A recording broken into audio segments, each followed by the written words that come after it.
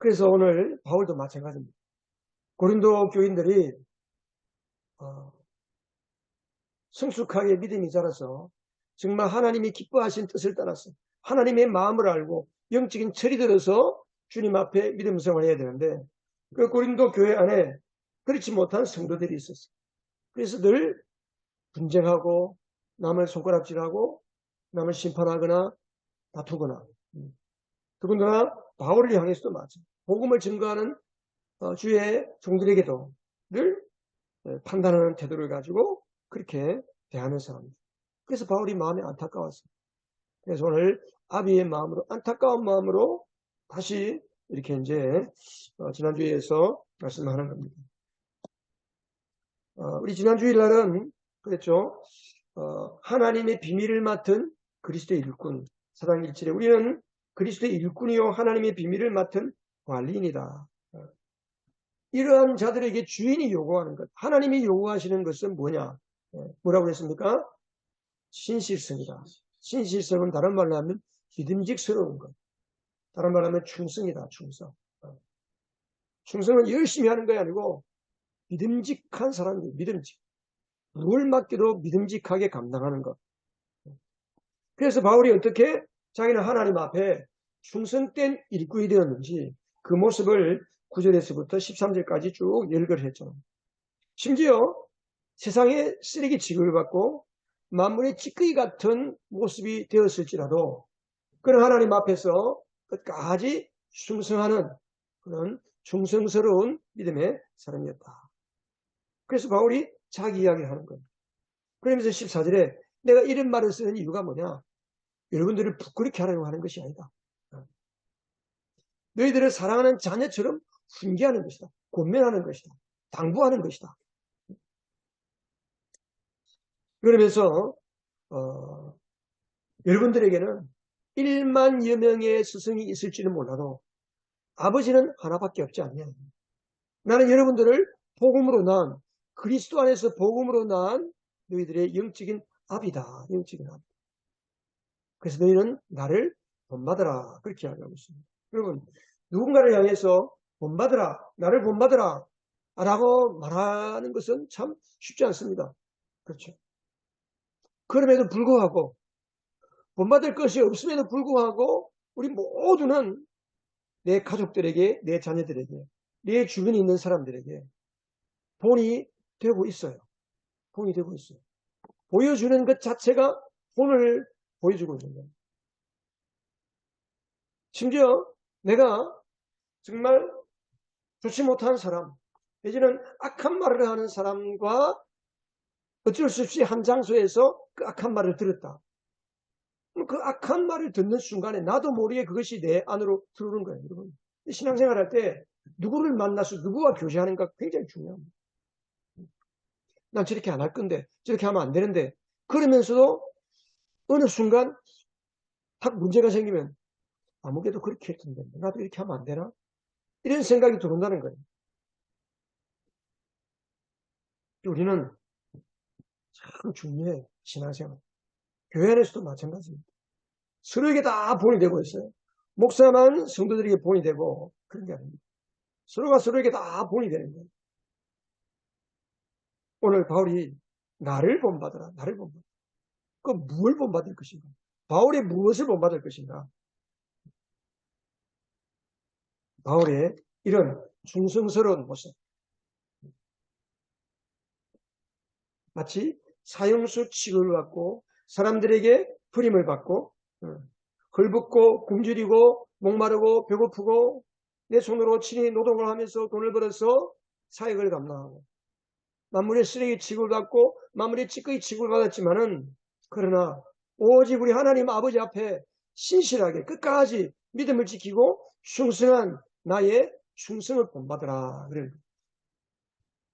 디모데후서에 보면 바울이 이제 그가 죽을 날에 얼마를 남겨놓지 않고 디모데에게 유언과도 같이 마지막 편지를 쓴 게 디모데후서인데 디모데후서에 보면 바울이 뭐라고 그랬습니까? 나는 선한 싸움을 다 싸우고 달려갈 길을 마치고 믿음을 지켰습니다. 이제는 나를 위하여 의의 면류관이 마련되어 있으므로 의로운 재판장이신 주님께서 그날에 그것을 나에게 주실 것이며 나에게만 아니라 주님께서 나타나시기를 사모하는 모든 사람들에게도 주실 것입니다. 바울은 이제 그의 목숨이 얼마 남지 않은 것을 느꼈습니다. 네로가 얼마 있지 않으면 자기를 죽일 것을 직감적으로 알았습니다. 그래서 내가 주님 앞에 갈 날이 얼마 남지 않았다. 그런데 나는 믿음의 선한 싸움을 싸우고 나의 달려갈 길을 끝까지 마쳤다. 나를 위해서 하나님께서 의의 면류관을 준비하고 있다. 영광스러운 관을 나에게 씌워줄 것을 내가 바라보고 있다. 여러분, 여러분의 믿음도 이 믿음이 되시길 바랍니다. 지금의 어려움만 생각하지 말고 나를 위하여 주님께서 주신 상급을 바라보고 달려가는 믿음의 사람 되시길 바랍니다. 아멘 안 하십니까, 여러분? 우리의 믿음은 내 발등만 쳐다보고 가는 게 아닙니다, 여러분.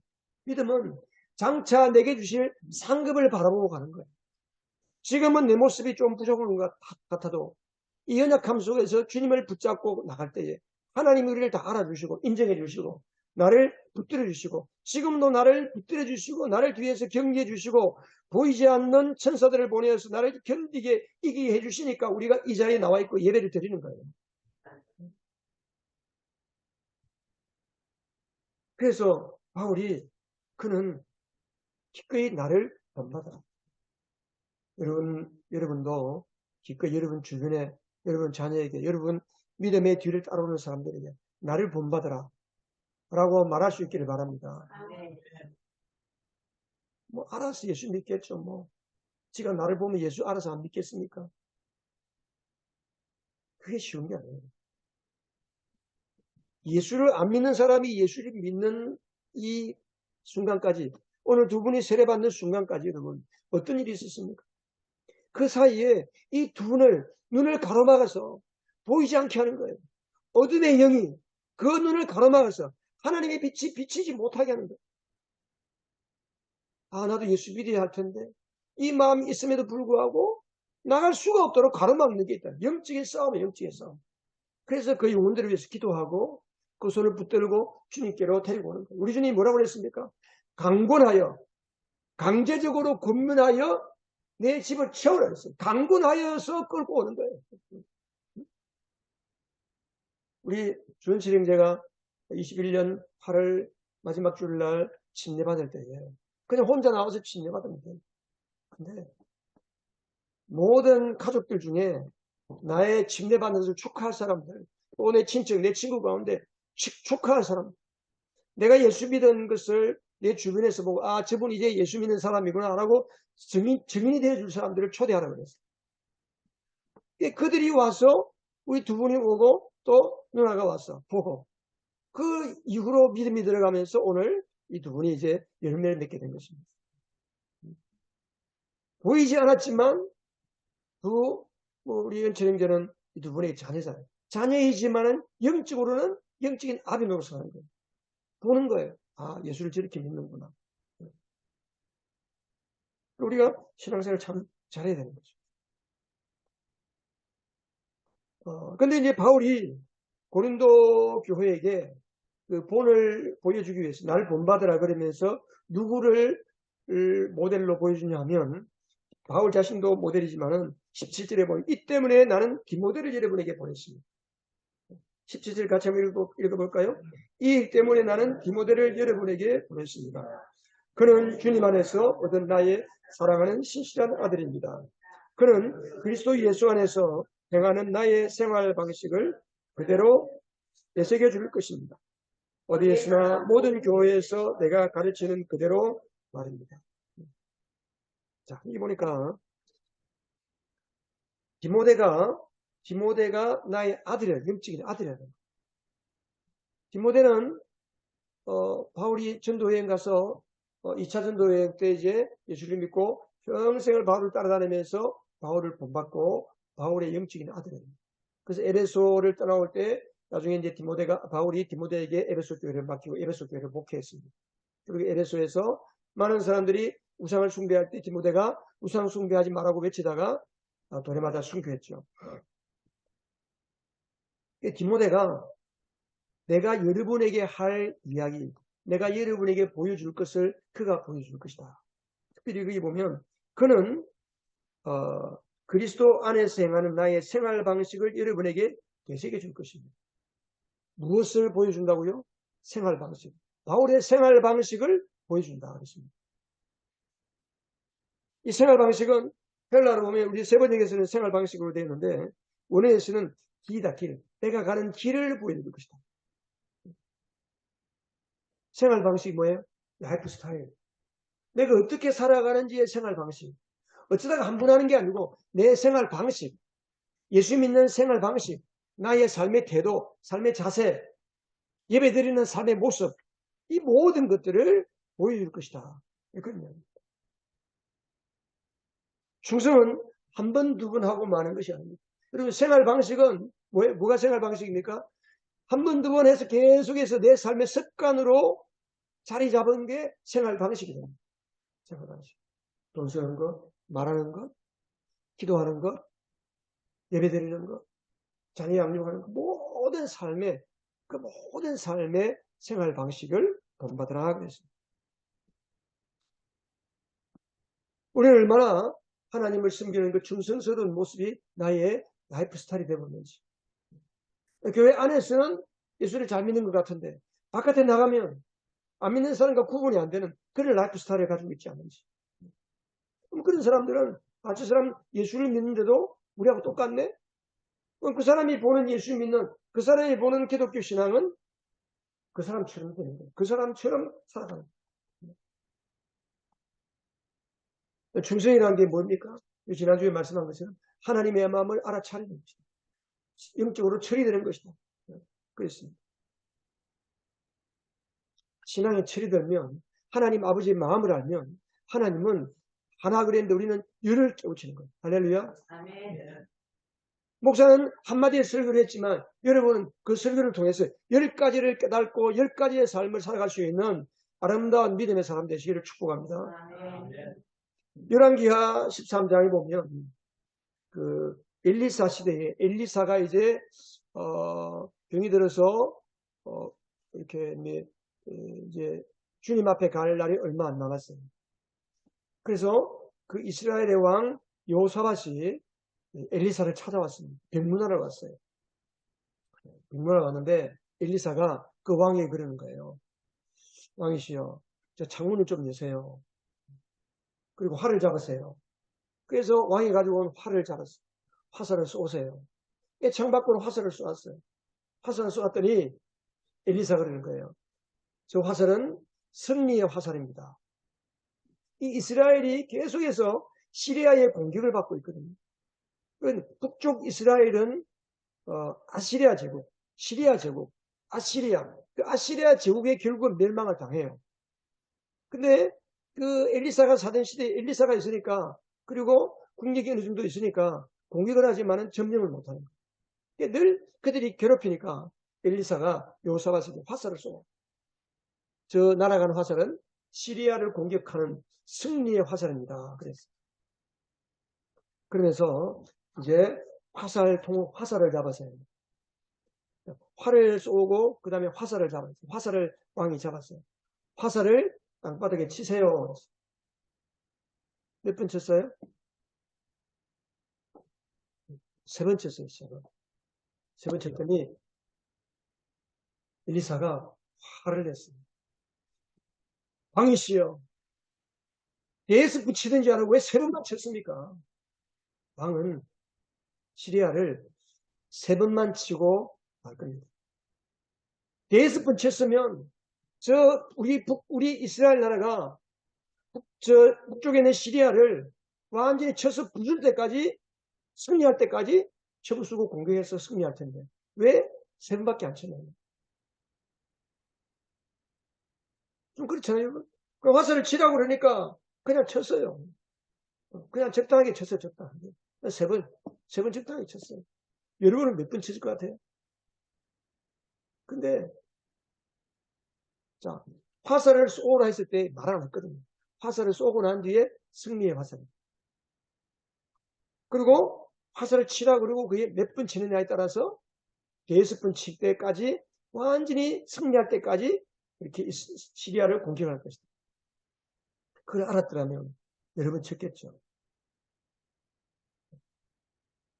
하나님의 마음을 모른다는 거예요. 그냥 적당하게 내가 할 수 있는 대로, 여러분 신앙생활은 내가 할 수 있는 대로 적당하게 하시면 안 됩니다. 여러분.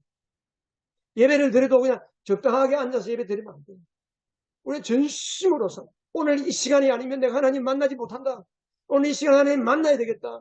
내가 주님이 오늘 예수님이 이곳을 지나가실 때에 내 삶의 문제를 주님 앞에 가지고 나가서 해결받아야 되겠다. 이런 사모하는 마음을 가지고 불타는 마음을 가지고 예배 자리에 참여하시기 바랍니다.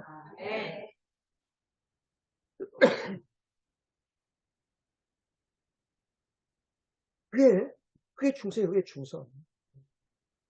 하나님이 뭘 하라 그러면 끝까지 하는 거예요. 끝까지. 기도를 해도 끝까지 하고 한 번, 두 번. 그 목사가 걱정할 때가 있어요.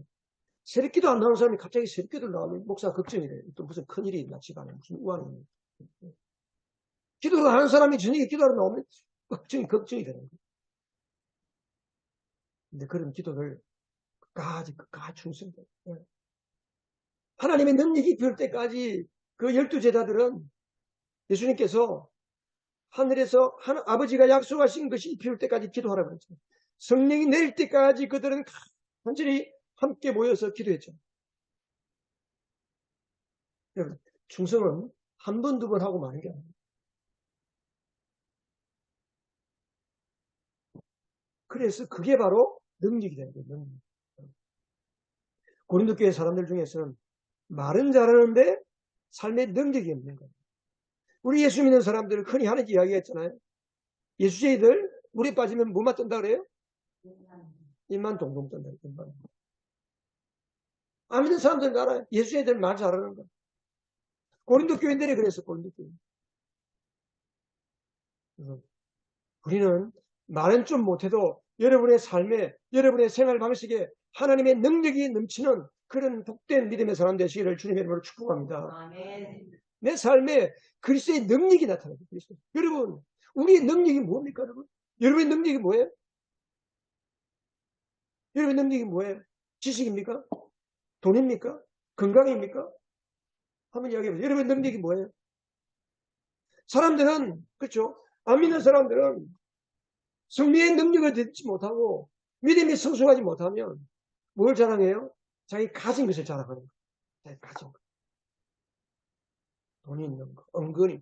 교회 나와서 내가 돈이 이렇게 어리 과시하고 자랑하고.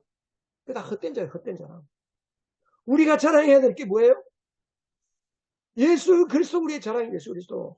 여러분 우리 고린도전서 우리 말씀 보면서 그런 이야기 나왔잖아요. 오직 그리스도 우리의 자랑입니다. 그리스도 자랑. 응?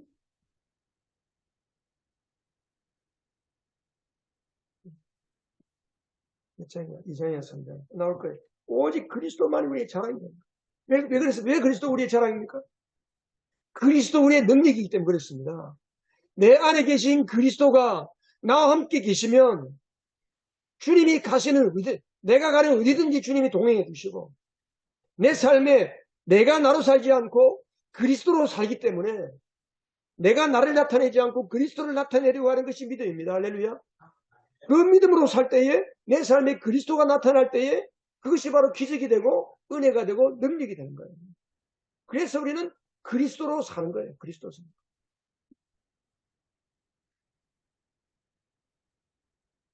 여러분 예수님 당시에 말을 잘하는 사람들이 누군지 아세요? 말만 잘하는 사람들? 그게 마태복음에 가면 마태복음 7장에 가면 예수님께서 이제 산에서 산상수훈을 쭉 말씀하시고 보화 같은 말씀을 쭉 하셨어요. 보화 같은 말씀을 쭉 다 하시니까 7장 28절에 보면 예수께서 이 말씀을 마치시니 무리가 그의 가르침에 놀랐다. 예수께서는 그들의 율법학자들과는 달리 권위 있게 가르치시기 때문에 그들을 가르치는 랍비들, 율법학자들, 서기관들, 바리새인들이 자기를 가르칠 때는 참 좋은 말로 가르쳤어요. 때로는 감동도 돼요. 저렇게 살아야 되겠구나 싶었어요. 근데 예수님의 말씀을 듣고 보니까 바리새인들, 서기관들이 가르치는 거하고는 차원이 다른 말씀이에요. 말씀을 듣는데 속에서 힘이 생겨나고 막 손이 주먹이 불끈불끈 쥐어지고 막 내 속에서 막 그렇게 말씀을 따라 살고 싶은 욕구가 막 생기고 말씀을 들을 때 나도 저렇게 살아야 되겠구나 저렇게 살아야 되겠구나 막 속에서 막 힘이 솟아나고 능력이 솟아나고 그래서 그 능력에 사로잡혀서 살아가는 그런 권세, 능력이 누구에게 있었다고요? 예수님에게 있었던 거예요. 그래서 그들이 예수님의 말씀을 들을 때에 우리를 가르치던 서기관들과는 차원이 다르구나. 이걸 깨달은 거예요. 저는 우리 예언가족, 예언교회 목사로서 여러분들을 처치맨으로 만들고 싶지 않습니다. 교회 다니는 사람으로 만들고 싶지 않습니다.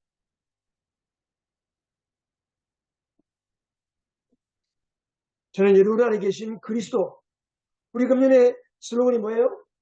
우리 안에 계신 그리스도 영광의 순간. 내 안에 계신 그리스도, 그분이 내 삶을 영광스럽게 하고 그분이 내 삶의 능력이 되는. 그래서 그리스도가 계시기 때문에 우리의 삶이 세상에서도 능력이 있고 당당하고 세상을 정복하고 다스리는 복된 인생. 그런 인생으로 저는 여러분들의 신앙을 가르치고 여러분들로 저를 본받고 저도 여러분들을 서로 격려하면서 본받는 아름다운 본이 되는 공동체 되기를 원합니다. 그러면 우리의 삶에 내 삶의 방식에 어떤 삶의 방식에 그리스도의 능력이 나타날까요? 여러분들이 어떻게 살아야 여러분의 삶에 하나님 살아계신 것이 막 드러나 보일까? 물론 제일 먼저는 예수님을 내 마음에 영접해야 돼요. 예수 그리스도가 하나님이십니다. 예수님이 십자가에 달려 죽을 때에 예수님이 죽으심으로 내 모든 죄가 예수님에게 다 예수님이 짊어지시고 내 모든 죄를 해결하셨습니다. 예수님이 나의 생명이십니다. 죽어가는 썩어질 육신의 생명이 아니라 하나님의 썩지 않고 쇠하지 않는 영원한 영광스러운 그 생명을 내가 예수님으로부터 받습니다. 예수님을 내 마음에 영접합니다. 예수님 내 마음에 들어오시고 내 삶을 다스려 주세요. 라고 예수님을 영접하랍니다. 그래서 성령이 우리 가운데 성령으로 세례받고 내 영의 눈이 열려서 내가 이제는 하나님의 자녀구나. 내가 이제는 거룩하고 흠이 없는 하나님의 자녀가 되었구나 하는 이 믿음을 가질 수 있기를 바랍니다. 이 믿음의 기초 위에 우리의 생활 방식이 정해지는 거예요.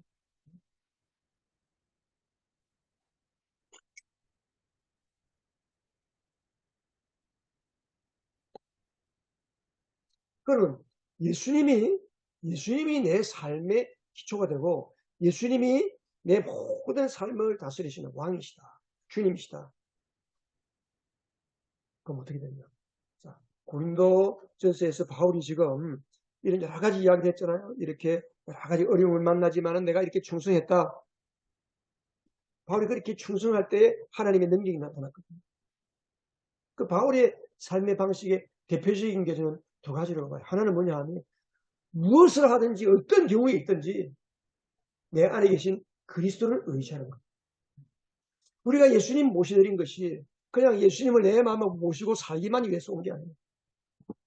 그분이 나를 이끌어가시고 그분에게 이끌려가고 그분이 나의 삶을 다스려 주시기 위해서 무엇을 하든지 기쁘거나 즐겁거나 병들거나 환난을 당할 때 어떤 상황 속에서도 주님을 의지하는 삶.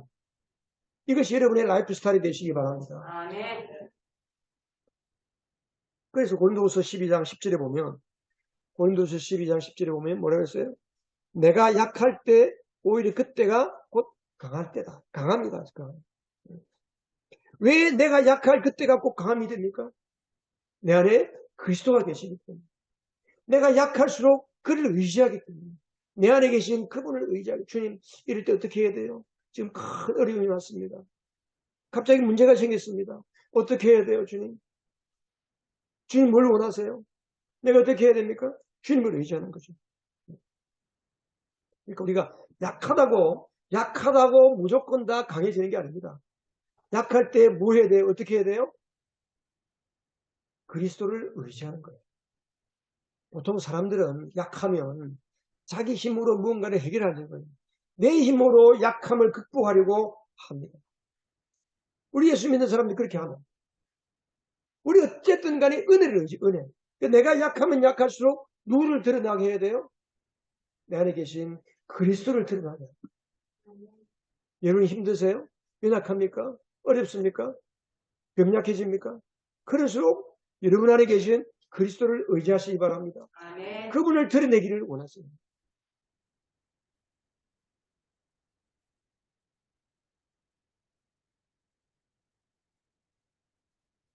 우리가 우리의 힘을 의지하고 내 스스로 강해지려고 하고 내 힘과 내 노력으로 무언가를 해결하려고 할수록 우리 예수 믿는 사람들은 백전백패하는 거예요. 내 힘으로는 세상을 이길 수가 없습니다.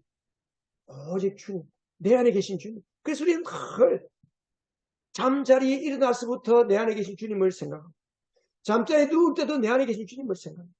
하루 종일 길을 가면서 늘 내 안에 계신 그리스도를 의지하고 생각하고 그분을 기억하는 겁니다. 그럴 때 주님이 우리의 삶 가운데 능력으로 나타나실 것입니다. 제가 우리 목사님들 몇 번을 이렇게 코칭하는데 지지난주에 이제 그런 이야기를 했어요. 여러분들이 평생 살면서 하나님이 특별한 은혜를 주신 게 뭐냐 한번 나눠보자 그런 이야기를 했어요. 그랬더니 어느 한 분이 그러더라고요. 이분이 2009년도에 교회를 개척했어요. 교회를 개척하고 목회를 하다가 9년 만에 목회를 내려놓았어요. 목회를 접었어요. 그 다른 분에게 목회를 이양하고 그분이 이제 쉬었어요. 왜? 몸이 너무 아팠어요. 저는 그냥 몸이 아픈 줄 알았는데 그날 이렇게 간증을 듣고 보니까 바늘 3,000개를 가지고 몸을 쑤시는 것처럼 아프다. 바늘이 그냥 표현이 바늘 3,000개가 머리끝에서 발끝까지 딱 찌르는 거예요. 너무 고통스러운 거예요. 그래서 안 가본 병원이 없어요. 한국에 있는 모든 병원을 다 가봤어요. 심지어 주사 한 대에 50만 원짜리 주사를 일주일 동안 맞습니다. 그래서 해결이 안 되는 거예요. 그래서 서울 가톨릭 성모병원에서 이제 선생님의 병은 더 이상 해결이 안 됩니다. 마지막으로 할 수 있는 길은 신경 조직에다가 칩을 넣는 겁니다. 그래서 아프면 밖에서 그 센서를 작동시켜서 신경을 아프지 않도록 신경을 마비시켜버려요. 아프지 않도록. 내일이면 시술을 해요. 오늘 이 밤에 그 밑으로 누워서 내 로봇도 아니고 컴퓨터에 의해서 조종되는 인생, 말로만 자기 몸에 칩을 넣는다고 생각한 줄 알았는데 자기가 그렇게 신경 조직에다가 칩을 넣는 시술을 한다니까 뭐 앞이 깜깜한 거예요. 자기 전에 그분이 그래요. 처음에 이제 특별한 은혜 받은 기억을 나누고 오세요 그랬더니 25분 기도가 생각납니다. 25분 기도가 뭔가 했더니 그때 딱 25분을 기도했던 잠자기 전에 병원의 병실에서 침상에 앉아가지고 안전하게 기도하는 거예요. 하나님, 내가 목사인데 앞으로 또 목회도 할 수 있는데 목사가 하나님에 의해서만 조종돼야 되는데 내 몸에 칩을 넣어가지고 컴퓨터에 의해 조종되는 로봇처럼 살아는 인생이 되어서 어떻게 하겠습니까? 그분이 이렇게 눈물 하나님께 기도했어요. 나는 오로지 살든지 죽든지 하나님께서만 나를 조종하시고 하나님께서만 나를 다스리는 인생이 되기를 원합니다. 하나님 기도했어요. 그리고 잤어요. 근데 그날 밤에 하나도 아프지 않은 거예요. 그날 이후로 이때까지 아프지 않은 거예요. 이 기적 아닙니까 여러분? 하늘 3,000개로 그렇게 그냥 엄청나게 쑤시고 거의 한 2, 3년 동안 그랬을 거예요. 그 이제 그 병원에서 나와가지고 이제 몇 날 며칠 입원해 있다가 몸이 괜찮으니까 퇴원했어요. 퇴원해서 자기가 거제에 있는 이제 집을 하나 들어가지고 거제에 가서 한 3년 휴양을 좀 하고 오려고 기도하는데 하나님이 또 개척하라는 마음을 또 준 거예요. 두 번째 안락동에 가지만 두 번째 개척했는데 뭐 요즘 개척교회가 힘들잖아. 그래서 나이 많으신 분, 그분 교회 가장 나이 젊으신 분 60대 중반, 대부분 70대, 80대, 90대예요. 신자들 몇 명 없는데. 근데 주님의 마음을 가지고 하는 거예요. 한 번은 주일날 이제 사람들을 모시고 가야 되니까 나이 드신 분이니까 모시고 가는데 70대 중반인데 할아버지인데 왜 누워 계신 거예요. 보니까 너무 혈색이 안 좋고 술을 많이 마셨나. 그래서 깨고도 안 일어나길래 그냥 왔다는 거예요. 좀 아무리 좀 이상해서 그분 아들한테 전화를 했는데 아들이 이틀 뒤에 왔는데 이분이 돌아가신 거예요. 그게. 근데 이제 장례를 마치고 그 아들이 한 일주일 뒤에 와가지고 봉투를 하나 갖고 왔더래요. 목사님, 우리 아버지가 그 목사님 이야기했습니다. 집안에 뭐 고장나면 목사님 와서 고쳐주고 뭐 등이 나가면 등도 수리해주고 그 목사님이 우리 아버지 모시고 교회 갔다가 또 배를 드리고 다 들었습니다. 목사님 감사합니다. 그러면서 봉투에다가 100만 원, 믿지 않은 자기 아들이 봉투에다가 100만 원을 넣어서 갖고 왔대요. 이게 뭐예요? 나는 약하고 부족해도 내 안에 계신 주님이 나타날 때에 하나님의 능력이 나타나는 겁니다. 여러분. 주님을 의지하시기 바랍니다. 힘들어도 주님을 의지하시기 바랍니다. 힘들수록 주님께 예배하고 힘들수록 기도의 자리에 나오고 어려울수록 하나님께 나와요. 내 노력, 내 힘, 내 방법 여러분, 우리 다 해봤잖아요. 안 되잖아요. 여러분. 내 노력과 내 방법으로 나가면 나갈수록 나는 힘들어지고 고달파지고 내 인생이 쓴물 인생이 되는 거예요. 주님을 붙잡으시기 바랍니다. 그리고 바울의 삶의 라이프스타일의 두 번째 큰 특징이 뭐예요? 그의 삶을 영혼 구원에 올인한 거예요. 영혼 구원에 올인. 뭘 하든지 간에 이것이 어떻게 영혼 구원에 관계될 것인가. 제가 오늘 우리 주주카 성도님, 최명자 성도님, 제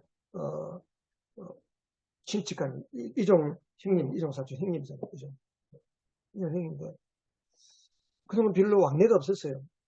부산에 있고 마산에 계신데 어릴 때 한달 없이는 사람. 근데 이제 저희 어머니가 중환자실에 계실 때에 이제 김해 중환자실에 계실 때에 우리 형님이 창원의 병원에 입원해 있다는 소리를 듣고 병문안에 가야 되겠다 생각하고 갔죠. 아마 여러분 남았다 하실 거예요. 그래서 제가 갔는데 그날따라 그런 마음이 들었어요. 기도하기 전에 형님 내가 기도해서 이분이 이제 좋은 화상을 입어가지고 이 엉덩이 대부가 이렇게 살찐 다 날라 걷지를 못하고 먹지를 못했는데 이제 다 거의 회복이 되어가지고 의사도 먹으시라 그러고 좀 걸어 다녀라 그러는데 저분이 아이고 나는 이제 죽는다 나는 이제 못 일어난다 계속 병상에서 그랬다는 거예요. 그래서 내가 오늘 기도해서 자리에서 일어나서 식사도 하고 걸어 다니면 하나님이 치료해 주시면 교회 나가겠습니까? 교회 나가야지. 그래서 제가 기도했잖아요. 기도했는데 어떻게 됐어요? 다음날 일어나서 우유도 마시고 음식도 먹고 그래 다닌 거예요. 그래서 하나님이 계신 줄 알았어요. 그럼 교회를 나와야 되잖아요. 예수를 믿었어요? 안 믿었어요. 이게 사람이라는 거예요. 근데 결국은 하나님께서 누가 이게요? 누가 고래심줄이에요? 하나님이 더 고래심줄입니다. 하나님은 한 번 한 다음에 하는 거예요. 결국은 이렇게 주님을 믿고 오늘 세례받게 되었습니다. 아, 네. 우리 영광의 박사님께 한번 드릴까요?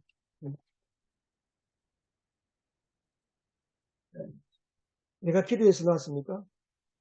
아니잖아요. 하나님이 하신 거예요. 네. 내가 뭘 하는지 전도를 하려고. 여러분, 이게 믿음이, 그죠, 여러분? 쉽게 이걸 안 나오면 어떡하지? 그런데 그 기도 할 수 있겠어요? 하나님이 고쳐주시면 교회 나가겠나? 뭐, 나는 그냥 하는 거예요. 믿음으로. 하나님이 하시기 위해서. 그럼 나만 했나? 우리도 은치행제를 했잖아요. 은치행제, 그냥 주일마다 모시고 오고, 멀미를 해서 잘 못 오는데도 불구하고, 주일마다 모시고 오고, 저 마산서까지 길이나 가깝습니다. 여러분, 오늘 하나님께서 우리에게 뭘 말씀하십니까? 우리에게 신앙은 본을 통해서 세워지는 겁니다. 아멘. 여러분의 삶의 방식이 많은 사람에게 하나님의 능력을 나타내는 아름다운 본이 되는 신앙이 다 되시기를 주님의 이름으로 축원합니다. 우리 기도하겠습니다.